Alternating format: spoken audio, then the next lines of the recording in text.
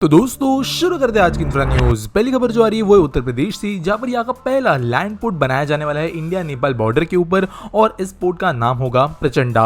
ये virtually inaugurate किया जाएगा हमारे पीएम और नेपाल के उनके काउंटरपार्ट के साथ में। और ये जो लैंड पोर्ट है ये 115 एकड़ की जमीन पे फैला होगा, जहां पर 206 करोड़ रुपए खर्च किए गए यहाँ पे इसको बनाने के लिए। ये पोर्ट बनने की वजह से होगा ये इंडिया नेपाल के बीच में क्रॉस बॉर्डर जो ट्रेड है वो बहुत ज्यादा बड़ी संख्या में बढ़ाने में मदद हमें मिलेगी और रिलेशन भी इसकी से अच्छे होंगे। अगली दूसरी खबर आ रही है महाराष्ट्र की न्यू आईटी पॉलिसी से रिलेटेड, जहां पर कई न्यू ऐसे फैसिलिटीज दिए जाने वाले हैं IT companies and IT enabled companies को, ताकि स्टेट के अंदर की आईटी इंडस्ट्री को और ज्यादा बढ़ाया जा सके। तो पॉलिसी के हिसाब से 50 to 100% स्टैम्प ड्यूटी दी सकती है कंपनीज के ऊपर स्टैम्प ड्यूटी के लिए। इसके अलावा कहीं पर भी स्टेट में जो भी कंपनी सेटअप करेगी स्टेट बाउंड्रीज में कोई आईटी पार्क, उनको कैपिटल एक्सपेंडिचर के ऊपर सब्सिडीज मिल सकती है। डॉक्यूमेंट जो है वो डायरेक्टली चीफ मिनिस्टर लेवल के ऊपर से क्लियरेंसेस दिए जाएंगे। इसके अलावा इलेक्ट्रिसिटी, रजिस्ट्रेशन ऑफ यूनिट्स, इन चीजों को टाइम बाउंड और बॉर्डर और गोल ड्रिवन तरीके से किया जाएगा और इसके जरिए ये जो काम है महाराष्ट्र की गवर्नमेंट करेगी। अगली दूसरी जो खबर आ रही है वो है मुंबई मेट्रो लाइन 12 से रिलेटेड, जिसके सिविल वर्क्स के लिए टोटल 11 कंपनीज ने अपने बिड सामने रखे हैं। तो दोस्तों ये एक ऐसी मेट्रो लाइन है जो मुंबई मेट्रोपॉलिटन रीजन के अंदर काफी अंदर तक पहुंचती है और टोटल ये जो लाइन है वो है 20.75 किलोमीटर लंबी, जिसको ऑरेंज लाइन के नाम से भी जाना जाएगा। ये कल्याण, डोंबिवली, तलोजा इनको कनेक्ट करेगी 17 स्टेशन के जरिए।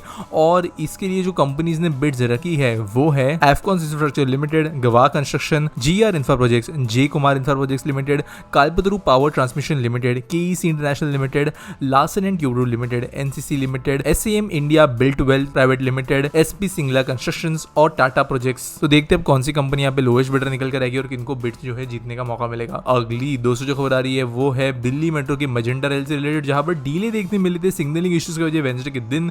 और ऑफिशियल्स ने कहा है कि जो जनकपुरी से लेकर बोटानिकल गार्डन कनेक्ट करने वाली ये लाइन थी, इसका काम जो है अभी जो है ठीक कर लिया गया है और जो डिलेज हुए थे वो भी आगे इश्यूज नहीं बनेंगे। अगली खबर फिर से दिल्ली मेट्रो से ही आ रही है, जहां पर अलग अलग सेफ्टी फीचर्स को मिटिगेट करने के लिए दिल्ली मेट्रो रेल कॉर्पोरेशन ने जो टनलिंग का काम चल रहा है जनकपुरी वेस्ट से लेके आरके आश्रम मार्ग के बीच में, उसमें रियल टाइम मॉनिटरिंग की मैकेनिज्म सेटअप की है। और ये इस तरीके की मॉनिटरिंग होगी कि तो जो बिल्डिंग्स है टनल के ऊपर मौजूद ऑलरेडी, उनके स्टेटस को यहाँ पर देखा जाएगा, उन पर कोई इफेक्ट नहीं हो रहा है, उनके ऊपर कोई जो है टनलिंग की वजह से डिस्टर्बेंस नहीं हो रहा है। इन चीजों को देखते हुए टनल वर्क को जो है कंटिन्यू किया जाएगा। जो इंस्ट्रूमेंट्स अभी यूज किए जा रहे हैं वर्ल्ड क्लास है और कंस्ट्रक्शन सेफली हो इसके लिए चीज की जा रही है। आज के एस्पेक्ट सॉल्व के बारे में बात करें तो पीवी स्केच एंड क्राफ्ट पूछते हैं why can't government make it compulsory to all the new toll plazas have EV charging stations nearby. तो देखो यार, गवर्नमेंट जबरदस्ती नहीं कर सकती किसी को भी।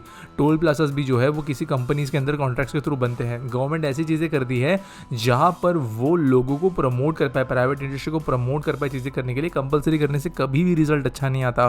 कोई कंपनी को अगर जबरदस्ती इलेक्ट्रिकल चार्जर लगा दिया जाए तो सस्ता नहीं होता है। एक यूनिट इलेक्ट्रिकल चार्जर का 50-60 लाख रुपए का वो भी हो सकता है। वहां पे अगर उतनी चार्जिंग नहीं हो रही है पेड बेसिस पे तो वहां पे उनका भी लॉस होगा। लेकिन ये चिकन एंड एग प्रॉब्लम है, चार्जर नहीं है तो गाड़ी नहीं, गाड़ी है तो चार्जर नहीं वाला।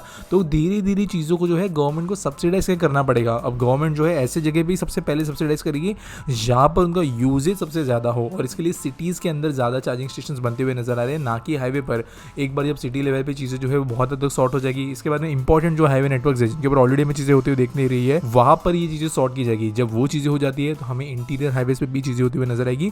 टोल प्लाजास के ऊपर जबरदस्ती नहीं है कि गवर्नमेंट ये सेटअप करने के लिए रूल बनाया। वैसे दोस्तों कुछ प्रोजेक्ट्स के अंदर ये चीज की जा रही है जब गवर्नमेंट खुद ये काम कर रही है, कंपनीज को कंपलसरी नहीं कर रही है, लेकिन इसके बारे में जो है हम जबरदस्ती नहीं कर सकते। उम्मीद करता हूं आपको सवाल का जवाब मिल जाएगा। अगर आपके पास कोई सवाल है तो नीचे आप कमेंट सेक्शन में मुझे #आजपीडी के साथ में पूछ सकते हो।